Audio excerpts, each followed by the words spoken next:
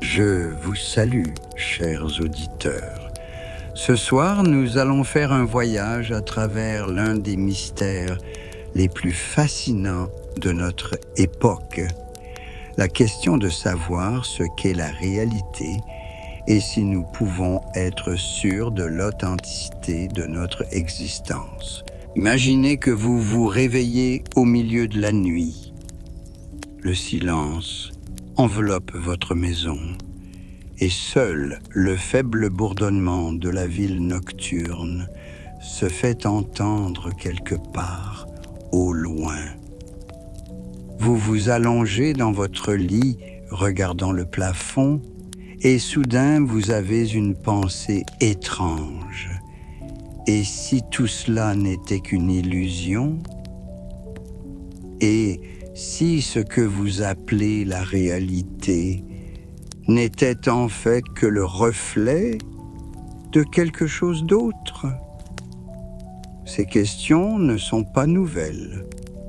Elles ont tourmenté les philosophes pendant des millénaires, depuis les anciens penseurs qui se sont interrogés sur la nature de l'existence, jusqu'aux scientifiques modernes qui discutent sérieusement de la possibilité que notre univers soit un gigantesque programme informatique. Ce soir, dans le silence de la nuit, vous et moi allons faire un voyage à travers l'une des idées les plus excitantes et les plus troublantes de notre époque, l'hypothèse de la simulation. Ce concept qui semblait autrefois appartenir exclusivement au monde de la science-fiction gagne aujourd'hui un terrain scientifique et philosophique de plus en plus sérieux. Et plus nous l'approfondissons, plus la frontière entre ce que nous croyons être réel et ce qui peut s'avérer n'être qu'une imitation très convaincante de la réalité devient floue. Commençons par le commencement.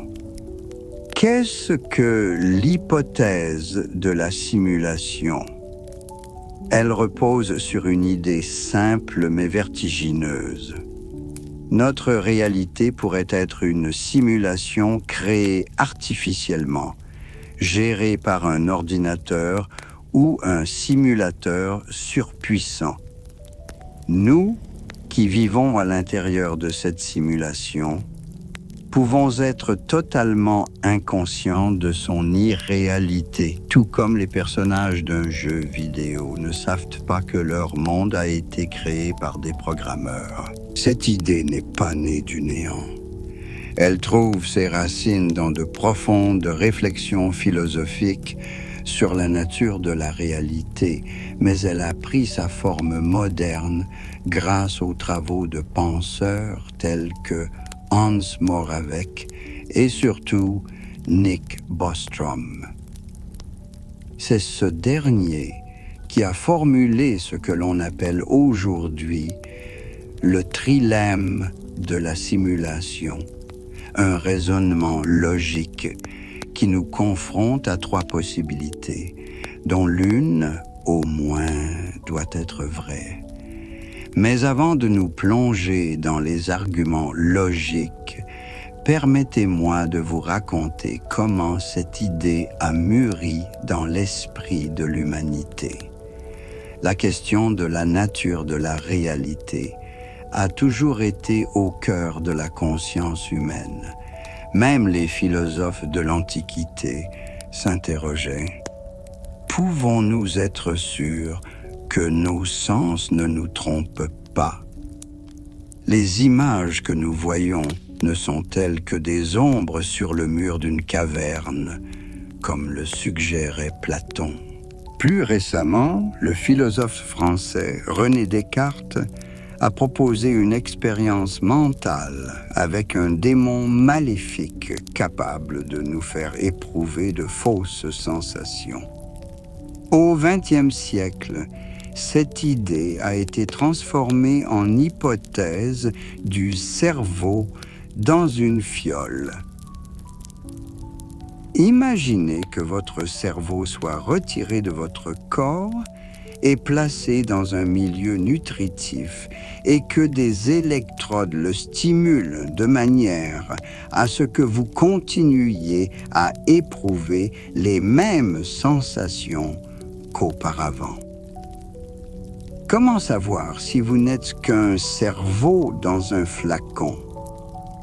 Mais les progrès technologiques de notre époque ont donné à ces anciennes énigmes philosophiques une toute nouvelle dimension.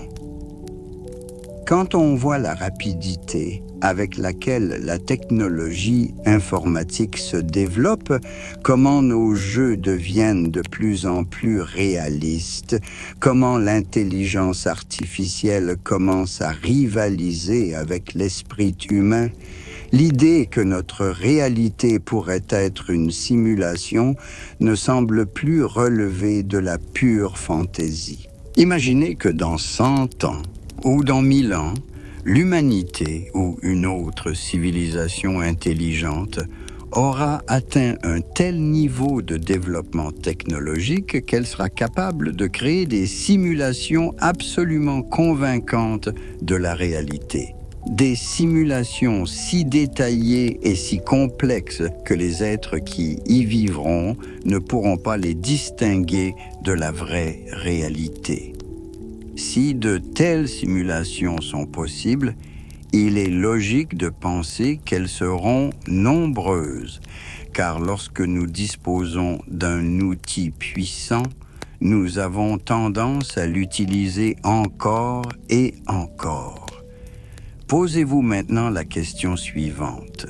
S'il existe une réalité de base et des milliers ou des millions de simulations, quelle est la probabilité que vous viviez dans la réalité de base et non dans l'une des simulations? Les mathématiques sont ici impitoyables. S'il y a plus de réalités simulées que de réalités non simulées, il est statistiquement plus probable que nous vivions dans une simulation. Ce raisonnement est au cœur de l'argument de la singularité technologique. L'idée est que si des civilisations avancées sont capables de créer des simulations parfaites, alors il doit exister un très grand nombre de ces simulations. Et si c'est le cas, nous avons plus de chances d'être des habitants de l'une de ces simulations que de la seule vraie réalité. Mais d'autres arguments nous incitent à envisager sérieusement cette possibilité. L'un d'entre eux est lié à ce que l'on appelle le réglage fin des constantes physiques de notre univers. Les scientifiques ont remarqué depuis longtemps que les constantes fondamentales de la nature, la vitesse de la lumière, la charge des électrons, la constante de Planck et bien d'autres, ont exactement les valeurs nécessaires à l'existence de structures complexes et, en fin de compte, de la vie. Si l'on modifie, ne serait-ce que légèrement, l'une de ces constantes, les étoiles ne pourraient pas se former, les atomes ne seraient pas stables et les réactions chimiques seraient impossibles. Certains physiciens appellent cette coïncidence frappante le principe anthropique, suggérant que nous observons un univers propice à la vie précisément parce que dans un univers inadapté, il n'y aurait pas d'observateurs. Mais il y a une autre explication. Et si ces constantes n'étaient pas aléatoires, mais fixées intentionnellement, et si quelqu'un avait ajusté les paramètres de notre univers simulé pour que la vie puisse y apparaître, Bien sûr, ce n'est pas la preuve d'une simulation, mais cela soulève la question du caractère naturel de nos conditions d'existence. Un autre argument nous amène à considérer la pluralité des univers. La cosmologie moderne envisage sérieusement la possibilité de l'existence d'un multivers. Un nombre infini d'univers avec des lois physiques et des constantes différentes. Si le multivers est réel, il pourrait ressembler à un gigantesque système informatique où chaque univers est un programme ou une simulation distincte. Dans une telle image du monde, la distinction entre univers réel et univers simulé peut perdre tout son sens. Tous sont également réels ou irréels, selon le point de vue. Et peut-être que l'évolution dans un tel multivers fonctionne non seulement au niveau biologique, mais aussi au niveau des univers eux-mêmes.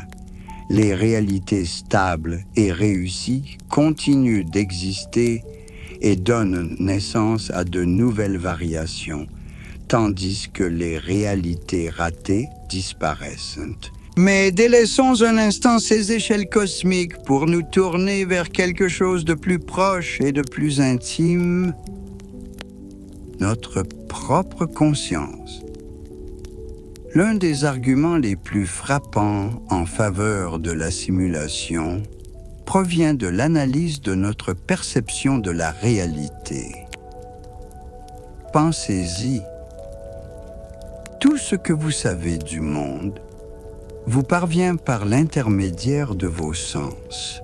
Mais ces sens convertissent des phénomènes physiques, ondes lumineuses, vibrations sonores, molécules chimiques, en signaux électriques que votre cerveau interprète comme des images visuelles, des sons, des odeurs et des goûts. En fait, votre cerveau crée un modèle de la réalité basé sur ces impulsions électriques. Mais si toute notre perception était basée sur l'interprétation de signaux électriques, quelle différence cela fait-il que ces signaux proviennent de vrais photons réfléchis par de vrais objets ou d'un programme informatique habilement créé? Si la simulation est suffisamment détaillée pour générer tous les signaux nécessaires au bon moment et dans la bonne séquence, elle sera absolument impossible à distinguer de la réalité pour votre conscience. En outre, la subjectivité de notre perception en fait intrinsèquement une simulation personnelle. Ce que vous voyez comme la couleur verte peut être perçu par une autre personne d'une manière complètement différente, mais elle l'appellera par le même mot vert. Nous ne pouvons jamais comparer directement nos expériences intérieures, et en ce sens, nous sommes chacun enfermés dans notre propre réalité subjective. Même les rêves peuvent servir d'analogie à la simulation. Lorsque vous dormez, votre cerveau crée des expériences convaincantes à partir de rien. Vous voyez des endroits qui n'existent pas. Vous communiquez avec des personnes qui ne sont pas là. Vous ressentez des émotions qui semblent tout à fait réelles. Ce n'est qu'au réveil que vous réalisez que tout cela n'était qu'un jeu de votre esprit. Mais pendant que vous dormiez, ces expériences étaient tout à fait réelles pour vous. L'étude des rêves nous montre à quel point l'esprit peut être trompé. Dans les rêves, nous prenons pour argent comptant les situations les plus absurdes. Nous ne remarquons pas les contradictions logiques et nous ne sommes pas surpris par les transformations impossibles. Notre esprit critique semble s'éteindre, ce qui nous permet de nous immerger totalement dans une réalité alternative. Et si l'état de veille n'était qu'une forme plus stable et plus cohérente du sommeil? Et si la différence entre le rêve et la réalité ne résidait pas dans leur statut ontologique, mais seulement dans le degré de cohérence et de prévisibilité du récit? Certains penseurs vont même plus loin, affirmant qu'il n'y a aucune raison de croire que la simulation n'est pas un état naturel de la réalité. L'idée même d'une réalité de base est peut-être une illusion née de notre besoin d'un fondement, de quelque chose d'absolument certain et immuable. Mais si nous envisageons sérieusement la possibilité que nous vivons dans une simulation, nous devrions également en rechercher les signes potentiels. Tout comme les programmes informatiques qui échouent parfois, la simulation de notre réalité pourrait également présenter des artefacts de sa nature numérique. Peut-être que la vitesse de la lumière n'est pas une limite fondamentale de la physique, mais simplement la vitesse maximale de traitement de l'information dans le système qui simule notre univers. Peut-être que l'incertitude quantique provient du fait que le système ne calcule pas les valeurs exactes de tous les paramètres des particules, jusqu'à ce que nous essayions de les mesurer. Tout comme un jeu vidéo ne dessine pas les détails d'objets éloignés jusqu'à ce que le joueur s'en approche, certains physiciens recherchent sérieusement des signes de pixelisation de l'espace-temps aux plus petites échelles, une discrétisation qui pourrait trahir la nature numérique de notre réalité. D'autres s'intéressent aux éventuels arrondis des constantes physiques ou aux anomalies du rayonnement cosmique qui pourraient indiquer des limites dans la puissance de calcul d'un simulateur hypothétique. Mais même si de tels signes sont trouvés, ils ne constitueront pas une preuve définitive de la simulation. Après tout, toutes les observations que nous pouvons faire se situent, par définition, dans notre réalité, simulée ou non. Si nous vivons réellement dans une simulation, alors tous nos instruments, toutes nos mesures et toutes nos théories font partie de cette simulation. Nous nous heurtons ici à l'une des objections les plus sérieuses à l'hypothèse de la simulation, le problème de la falsifiabilité.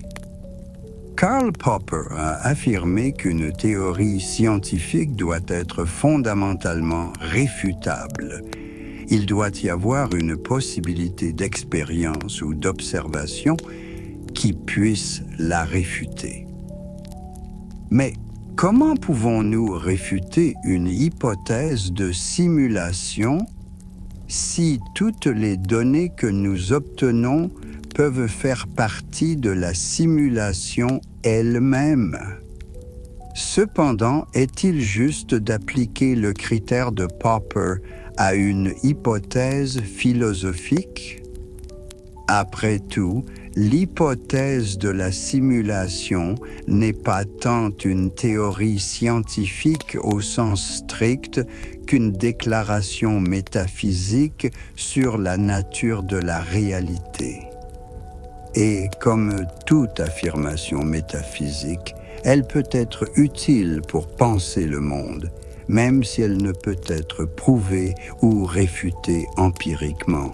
En outre, le principe d'Occam, qui privilégie les explications simples aux explications complexes, peut à la fois soutenir et réfuter l'hypothèse de la simulation. D'une part, l'hypothèse de la simulation ajoute une couche supplémentaire de complexité. Au lieu d'une réalité unique, nous postulons l'existence d'une réalité sous-jacente et d'une simulation.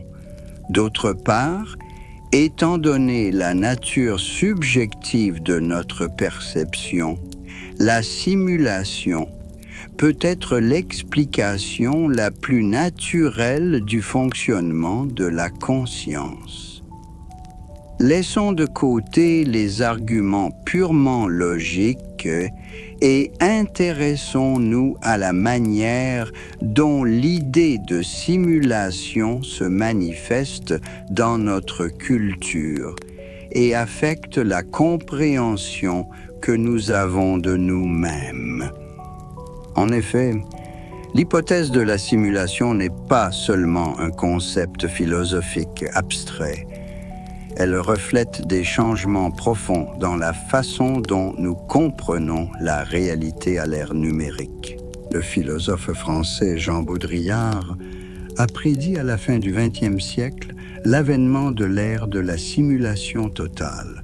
Selon lui, dans le monde postmoderne, la réalité est de plus en plus remplacée par ces simulacres, des copies sans l'original, des signes qui ne renvoient plus à aucune réalité authentique. Baudrillard a décrit 4 étapes dans le développement du simulacre. Tout d'abord, le simulacre reflète la réalité de base, comme une carte reflète un territoire. Ensuite, il masque et dénature la réalité, comme une carte qui cache certains détails du territoire. Dans un troisième temps, le simulacre masque l'absence de réalité, comme une carte d'un territoire qui n'existe plus. Enfin, au 4e stade, le simulacre devient un pur simulacre qui ne se rapporte plus à aucune réalité, comme une carte d'un territoire qui n'existe plus. Dans le monde de Baudrillard, nous vivons à l'ère de l'hyper-réalité, une réalité générée par des modèles, des matrices et des banques de données. Cette hyper-réalité est peuplée par les images de la culture contemporaine, qui ne font que rappeler des valeurs sans en affecter le contenu.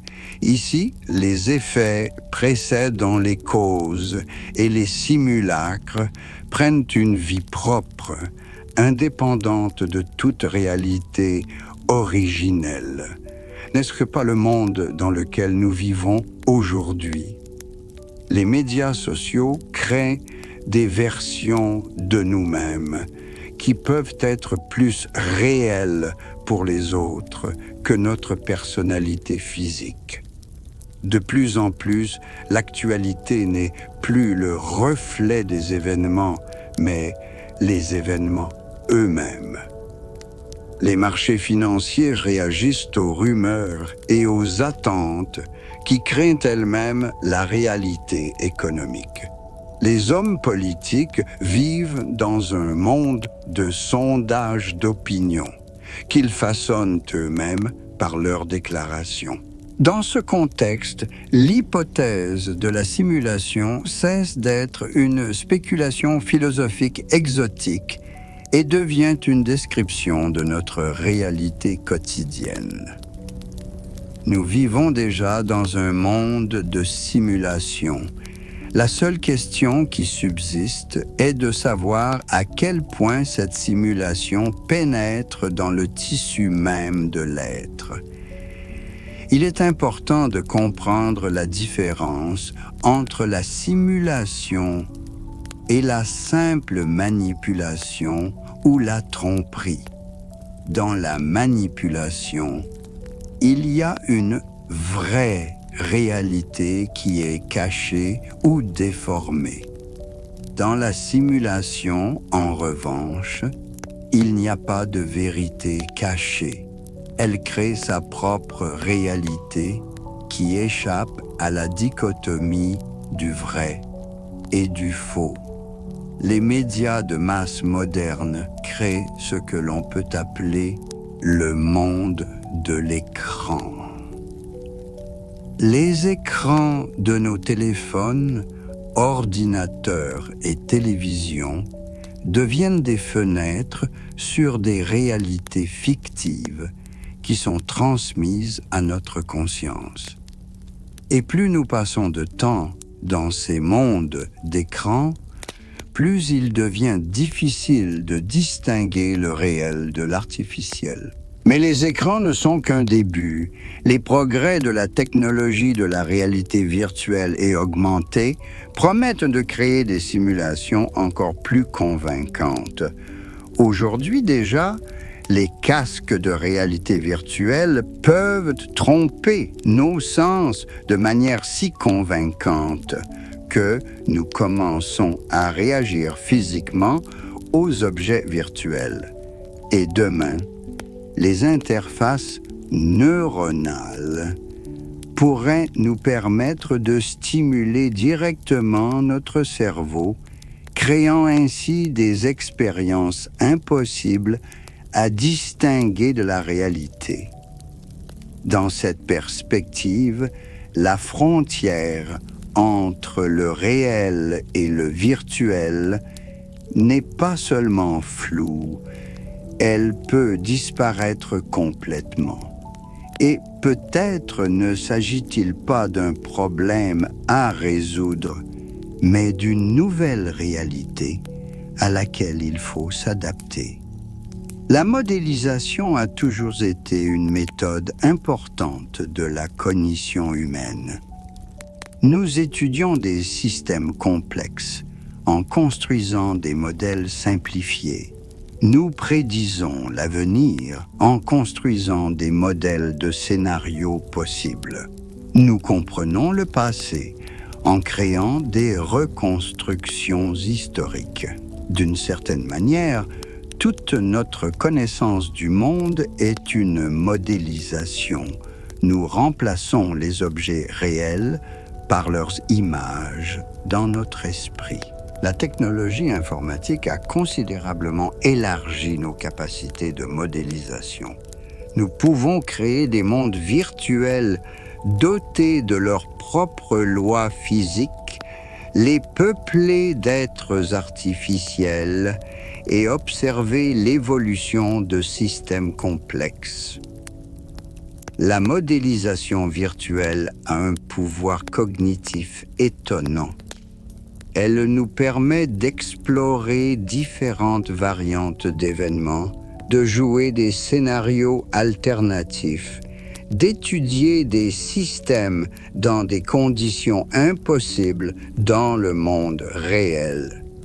Mais plus nos modèles deviennent parfaits, plus il devient difficile de tracer la ligne entre le modèle et la réalité.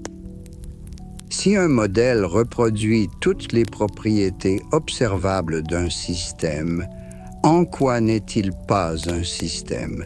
Ce problème est particulièrement aigu dans le contexte de la modélisation de la conscience. Si nous créons un modèle informatique de cerveau humain qui se comporte exactement comme un vrai cerveau, aura-t-il une conscience? Et s'il prétend posséder une conscience, comment pouvons-nous vérifier la véracité de cette affirmation? Nous abordons ici l'un des problèmes les plus profonds de la philosophie de la conscience, le problème des autres esprits. Nous ne pouvons pas observer directement la conscience d'autres personnes, Nous ne pouvons qu'en déduire l'existence à partir du comportement et des déclarations personnelles. Mais si le comportement et les déclarations peuvent être simulés par un ordinateur, en quoi la conscience informatique diffère-t-elle de la conscience biologique? Ou peut-être n'y a-t-il aucune différence? Peut-être la conscience n'est-elle pas une propriété particulière des systèmes biologiques, mais un principe général d'organisation de l'information qui peut être mis en œuvre dans tout système suffisamment complexe. Dans ce cas, la conscience simulée ne serait pas une copie de la conscience réelle, mais une autre forme de sa manifestation. Cette idée est étroitement liée à l'hypothèse de l'univers mathématique de Max Tegmark. Tegmark suggère que la réalité physique n'est rien d'autre qu'une structure mathématique. Tous les objets que nous considérons comme physiques, électrons, atomes, étoiles, planètes, sont en fait des entités mathématiques, des éléments d'un gigantesque système mathématique. Si Tegmark a raison, la distinction entre simulation et réalité n'a plus aucun sens. Après tout, qu'est-ce qu'une simulation informatique si ce n'est l'exécution de calculs mathématiques?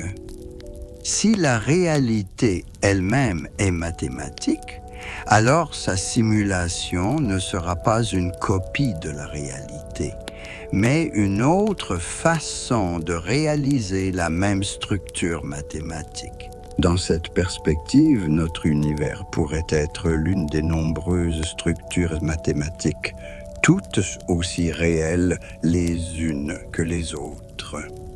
Nous pourrions qualifier certaines de ces structures de naturelles et d'autres d'artificielles, mais cette distinction serait plus une question de terminologie qu'un fait ontologique fondamental.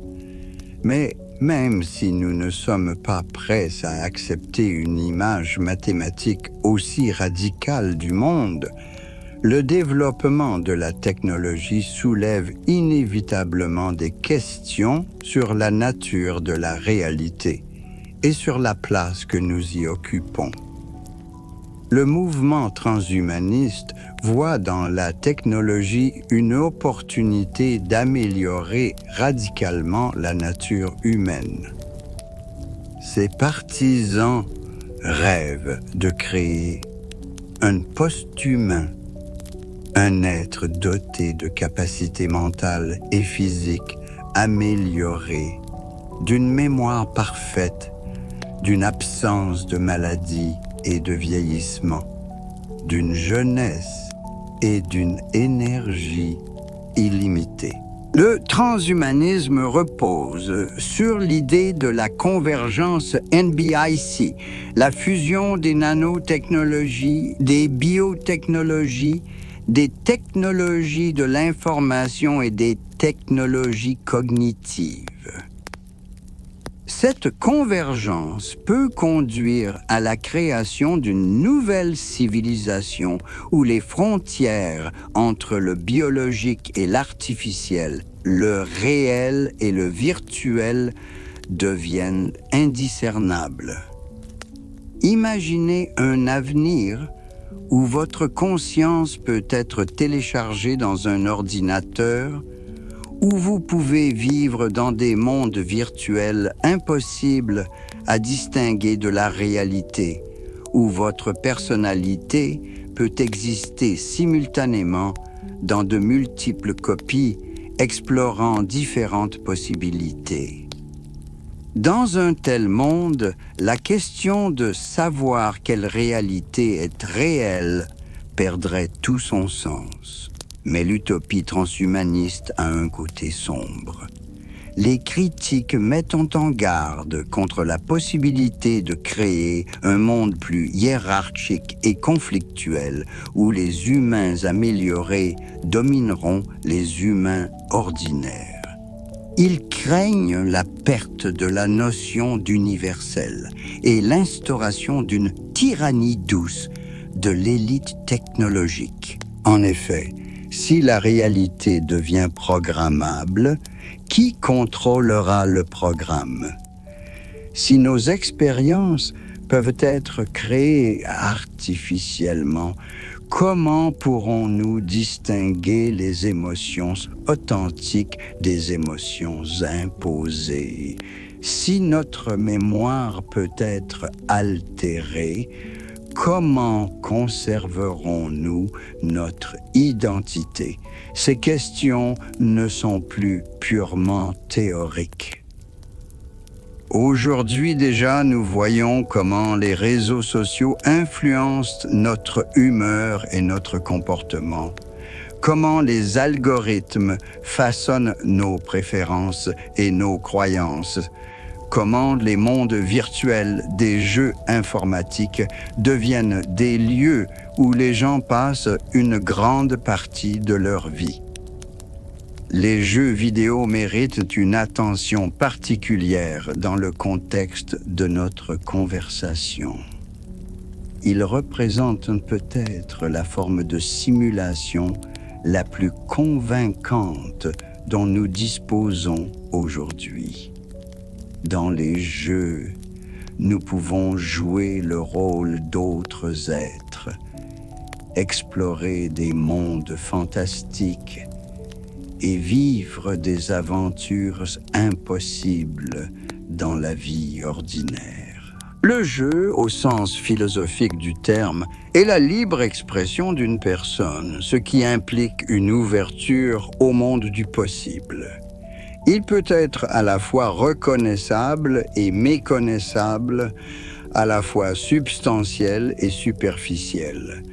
Dans l'espace virtuel, le jeu devient un moyen de construire des pensées et de chercher le sens de la vie. La virtualisation a radicalement changé le phénomène du jeu, créant un nouvel espace avec ses propres lois et son propre chronotope. Dans les mondes virtuels, le temps peut s'écouler différemment, l'espace peut avoir d'autres dimensions. La causalité peut obéir à d'autres règles. Et plus nous nous immergeons dans ces mondes, plus ils influencent notre perception de la réalité ordinaire. Le cinéma, quant à lui, construit la réalité sociale depuis plus d'un siècle, en créant l'illusion de l'authenticité de ce qui se passe à l'écran.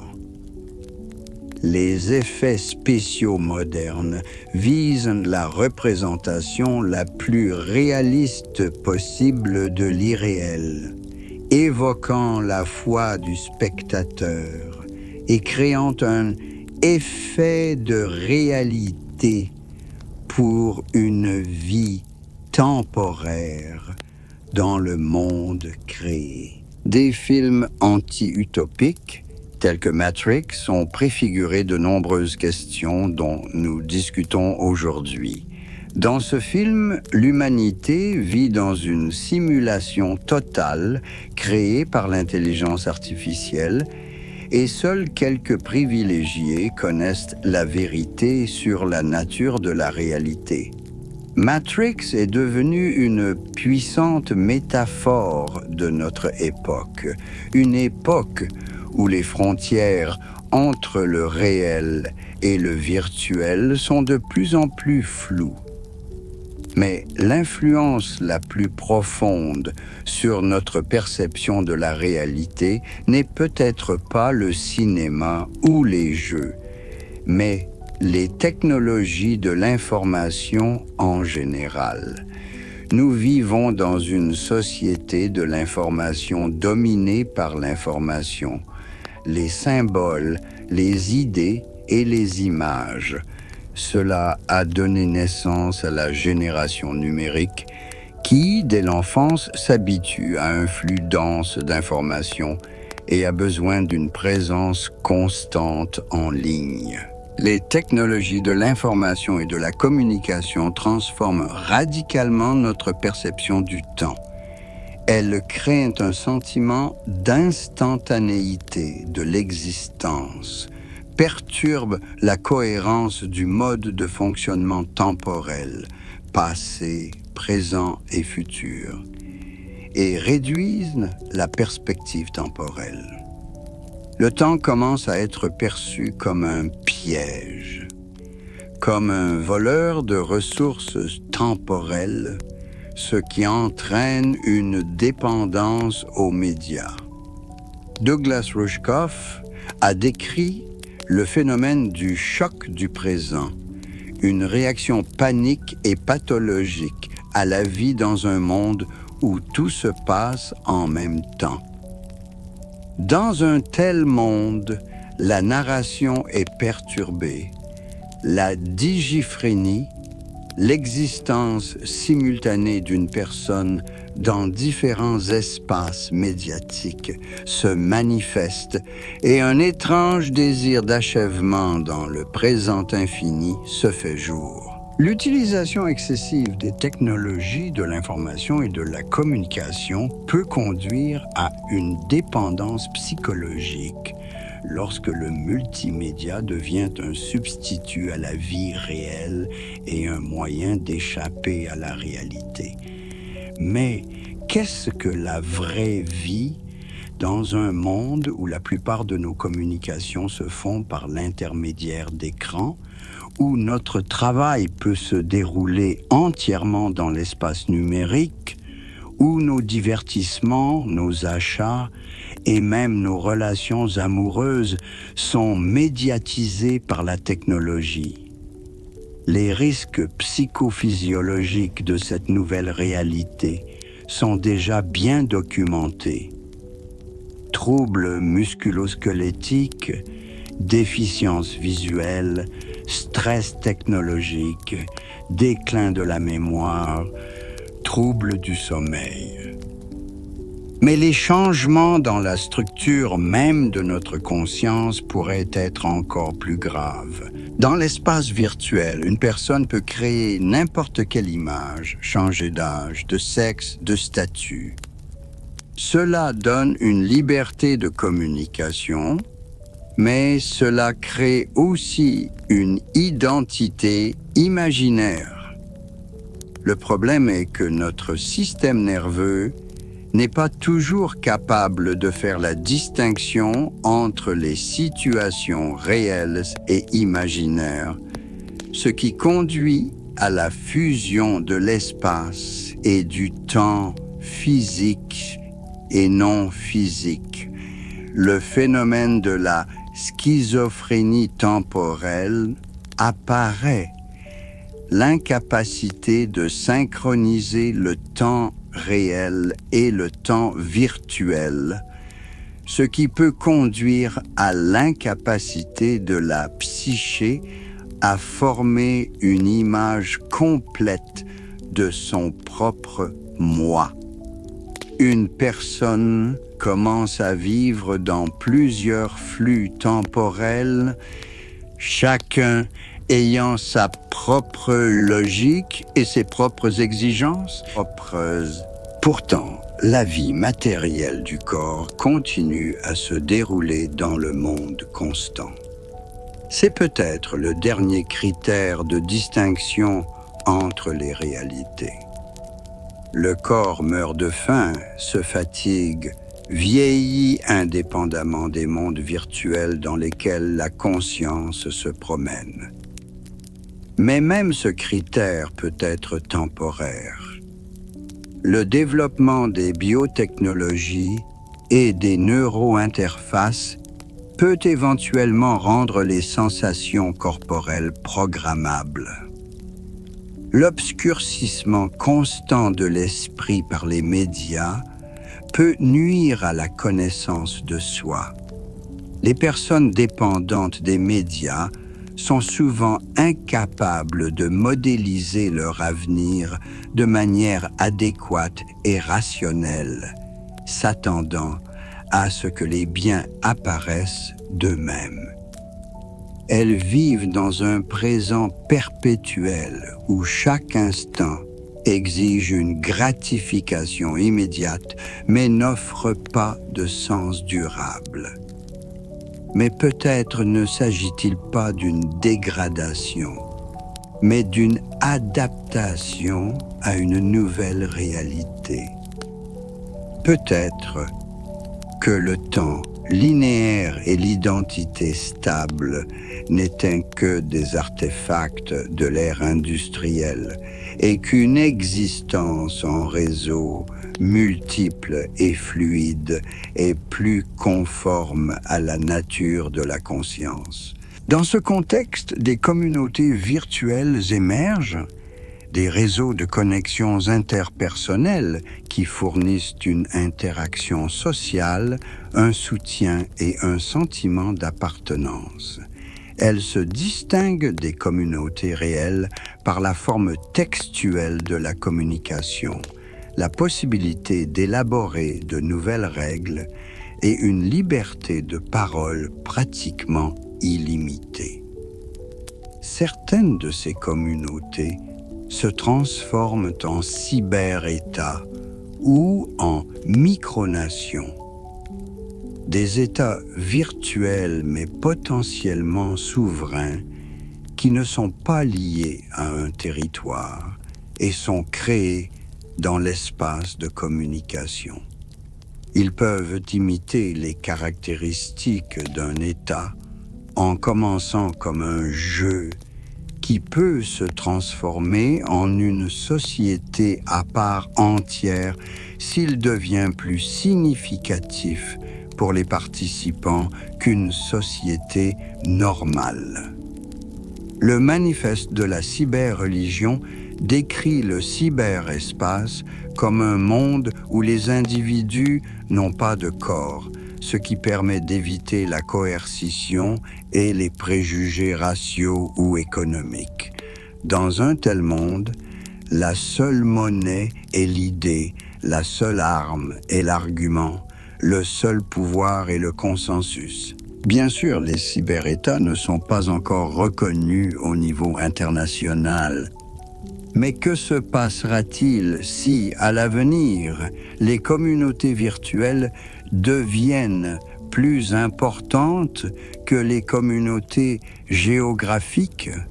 Et si la loyauté envers une communauté en ligne était plus forte que le patriotisme envers le pays de naissance? Nous voyons déjà les prémices de ce processus. Les gens trouvent leur identité dans les réseaux sociaux, les plateformes professionnelles, les guildes de jeux. Ils sont prêts à consacrer du temps, de l'énergie et de l'argent pour entretenir des relations avec des personnes qu'ils n'ont jamais vues dans le monde physique.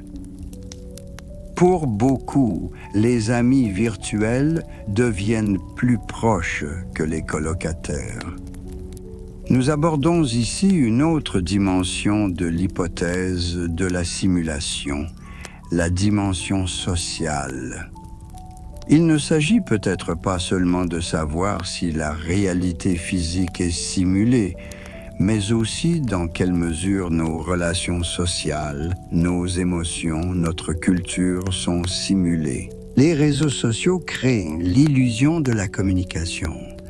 Mais cette communication est médiatisée par des algorithmes qui décident quelles informations nous voyons, avec qui nous interagissons, ce qui est considéré comme important ou non. Ces algorithmes façonnent nos préférences, nos croyances et notre comportement d'une manière dont nous n'avons souvent pas conscience. la réalité consensuelle, ce que les gens croient être réel sur la base d'un accord ou d'un consensus, est de plus en plus façonné non pas par l'interaction humaine directe, mais par des médiateurs sous la forme de plateformes technologiques. Des communautés différentes consommant des contenus médiatiques différents peuvent avoir des perceptions de la réalité radicalement différentes. La réalité sociale, qui existe grâce à l'interaction des personnes dans la société et qui est façonnée par le langage en tant que système de symboles accepté, subit également de profonds changements.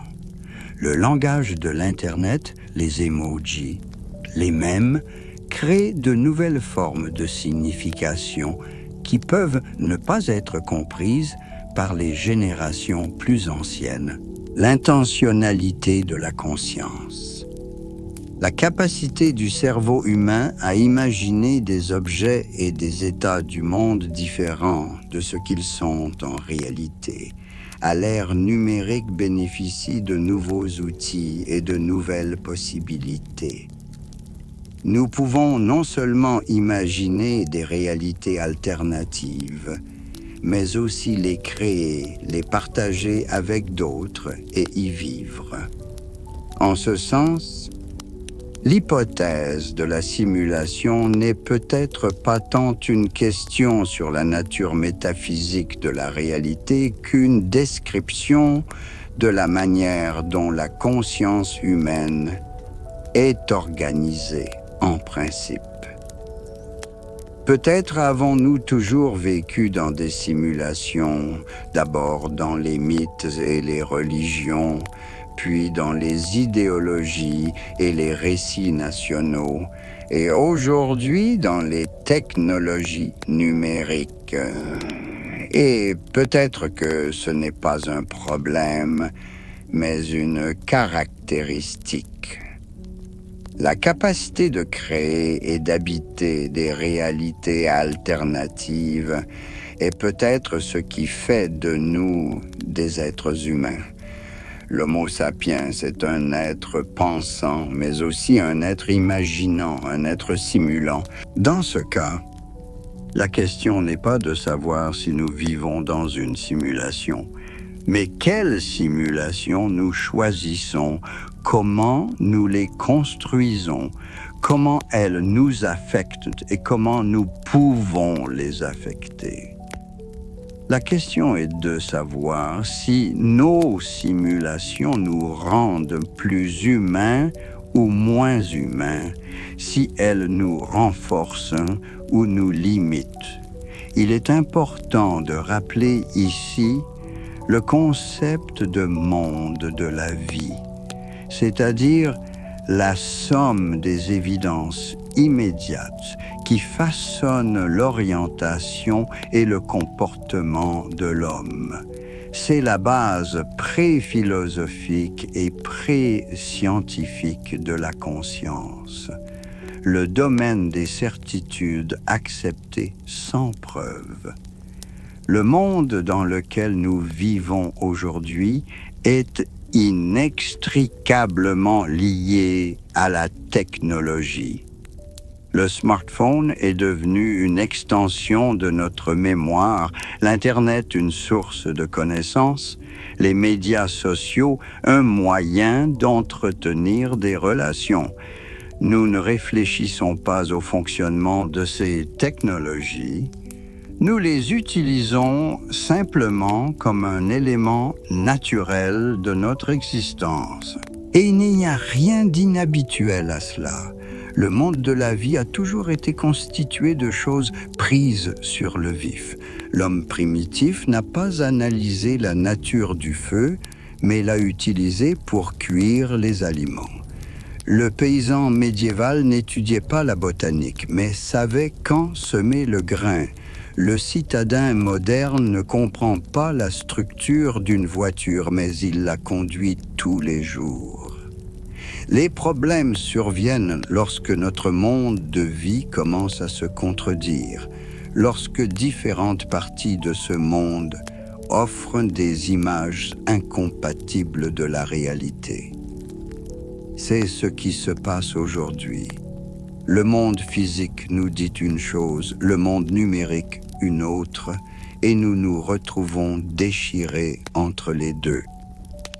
La réalité subjective créée par notre conscience a toujours été fermée au sujet. Mais aujourd'hui, cette fermeture a pris une nouvelle dimension. Les algorithmes de personnalisation créent pour chaque utilisateur un environnement d'information unique, une version personnelle de la réalité adaptée à ses préférences et à ses croyances. Cela peut conduire à la fragmentation de la société en de nombreuses bulles d'informations isolées, chacune vivant dans sa propre version de la réalité.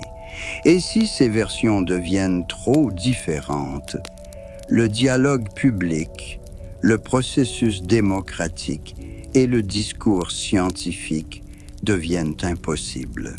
D'un autre côté, la tendance inverse, l'homogénéisation de la conscience sous l'influence des plateformes médiatiques mondiales est également possible. Si tous les individus consomment le même contenu généré par les mêmes algorithmes, leur mode de pensée pourrait devenir trop similaire, ce qui comporte également des risques. L'hygiène des médias est en train de devenir une nouvelle forme de soin personnel. Tout comme nous prenons soin de notre santé physique en contrôlant notre alimentation et en faisant de l'exercice, nous devons prendre soin de notre santé informationnelle en contrôlant les sources d'information et le temps que nous passons dans les environnements numériques. Mais les efforts individuels sont-ils suffisants? Peut-être avons-nous besoin de nouvelles institutions sociales, de nouvelles formes de réflexion collective, de nouvelles façons de distinguer les simulations utiles des simulations nuisibles. Nous revenons ici à la dimension philosophique de notre sujet. L'hypothèse de la simulation soulève des questions fondamentales non seulement sur la nature de la réalité, mais aussi sur la nature de la connaissance, de la vérité et du sens. Si nous vivons réellement dans une simulation, qu'est-ce que cela signifie pour nos théories scientifiques? Décrivent-elles les lois de la réalité sous-jacente ou seulement les règles de la simulation? Y a-t-il une différence si la simulation est raisonnablement cohérente et prévisible? Qu'est-ce que cela signifie pour nos convictions éthiques? Si d'autres personnes sont des êtres simulés, ont-elles un statut moral? Et si je suis moi-même un être simulé, suis-je responsable de mes actes? Qu'est-ce que cela signifie pour notre compréhension du sens de la vie? Une vie simulée peut-elle avoir autant de valeur qu'une vie réelle? Ou bien la simulation est-elle par définition dépourvue d'authenticité et donc de sens? Ces questions n'ont pas de réponse facile. Mais peut-être que le fait de les poser nous aide à mieux comprendre ce que nous apprécions dans la vie, ce que nous considérons comme important, ce que nous voulons préserver dans un monde qui change rapidement sous l'influence de la technologie. L'une des conséquences possibles de l'hypothèse de la simulation est qu'elle peut nous libérer de certaines illusions. Si la réalité peut être simulée, nos notions de naturel et d'artificiel, d'authentique et de faux doivent être révisées. L'important n'est peut-être pas de savoir si notre réalité est simulée, mais de savoir comment nous y vivons. Ce qui compte, ce sont nos relations avec les autres, nos efforts créatifs, notre capacité de compassion et de compréhension. Ces choses peuvent avoir la même valeur, quel que soit le statut métaphysique du monde dans lequel elles se produisent. En même temps, l'hypothèse de la simulation peut nous inciter à être plus responsables avec la technologie. Si nous réalisons que nous vivons dans un monde de simulation, nous pouvons être plus conscients de leur création et de leur utilisation. Nous pouvons nous demander quel type de simulation nous voulons créer, quelles valeurs elles devraient incarner, comment elles devraient nous affecter, nous et nos enfants. L'hypothèse de la simulation peut également nous aider à mieux comprendre la nature de la conscience. Si la conscience peut exister dans une simulation, elle pourrait être un aspect plus fondamental de la réalité que nous ne le pensions. Peut-être la conscience n'est-elle pas un produit de la matière, mais une caractéristique fondamentale des processus d'information. Dans cette perspective, la distinction entre intelligence biologique et intelligence artificielle est peut-être moins importante que nous le pensions. Il s'agit peut-être, dans les deux cas, de différentes manières d'organiser la conscience, de différentes formes de sa manifestation dans le monde. Si tel est le cas, l'émergence de l'intelligence artificielle n'est peut-être pas une menace pour l'humanité, mais sa continuation, la prochaine étape de l'évolution de la conscience. L'avenir n'appartient peut-être pas aux humains ou aux machines, mais à de nouvelles formes de conscience hybride qui combineront les meilleures caractéristiques de la pensée biologique et de la pensée numérique. Mais ces considérations nous emmènent loin dans le futur. Et que pouvons-nous faire, ici et maintenant, en réalisant que la réalité est peut-être plus complexe et plus ambiguë que nous ne le pensions? Tout d'abord, nous pouvons développer l'esprit critique, la capacité à distinguer les différents niveaux de réalité, à comprendre comment nos perceptions sont façonnées par la technologie et les médias. Il ne s'agit pas d'une méfiance paranoïaque à l'égard de tout, mais d'une prise de conscience du choix des sources d'information et des outils numériques. Deuxièmement, nous pouvons cultiver l'attention à l'expérience directe, à ce qui se passe ici et maintenant, dans notre corps, dans nos relations, dans notre environnement.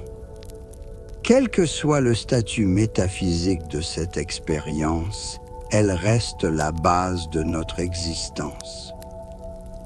Troisièmement, nous pouvons développer la capacité de créativité et de jeu en les considérant comme des moyens fondamentaux d'interagir avec la réalité. Si nous vivons dans un monde de simulation, notre capacité à créer de nouvelles simulations, à leur donner un sens, et à les partager avec d'autres devient particulièrement importante. Quatrièmement, nous pouvons rechercher l'authenticité dans nos relations avec les autres en réalisant que la connexion humaine peut être l'une des rares choses qui reste réelle, quel que soit le contexte. L'empathie, l'amour, la compassion, ces expériences peuvent être tout aussi profondes et significatives dans n'importe quelle réalité. Enfin, nous pouvons accepter l'incertitude comme une partie inévitable de l'existence humaine. Peut-être ne saurons-nous jamais avec certitude si nous vivons dans une simulation ou non. Cette question n'a peut-être pas de réponse définitive en principe, mais cela ne signifie pas qu'elle ne mérite pas d'être posée. Les questions philosophiques sont précieuses non seulement pour leurs réponses, mais aussi pour la façon dont elles nous changent lorsque nous y réfléchissons. Réfléchir à l'hypothèse de la simulation peut nous rendre plus ouverts à d'autres possibilités, plus tolérants à l'égard de l'incertitude, plus responsables dans notre relation avec la technologie. Et c'est peut-être là la principale valeur de cette idée. Non pas pour nous donner une réponse définitive sur la nature de la réalité, mais pour nous aider à mieux nous comprendre et à mieux comprendre le monde dans lequel nous vivons.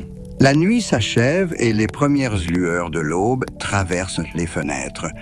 Vous êtes allongé dans votre lit et vous réfléchissez à ce que vous avez entendu. Vous avez peut-être l'impression que le monde est encore plus mystérieux qu'il y a une heure.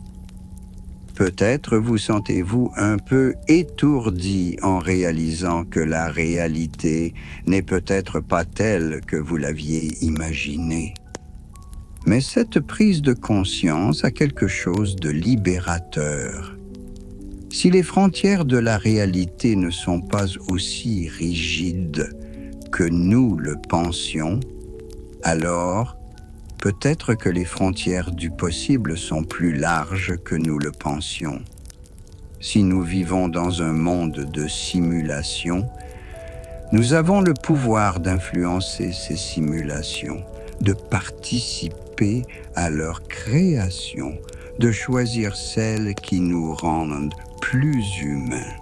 Le soleil se lève à l'horizon ou à l'horizon de la simulation. Quoi qu'il en soit, c'est un nouveau jour, plein d'opportunités d'exploration, de créativité, de communication.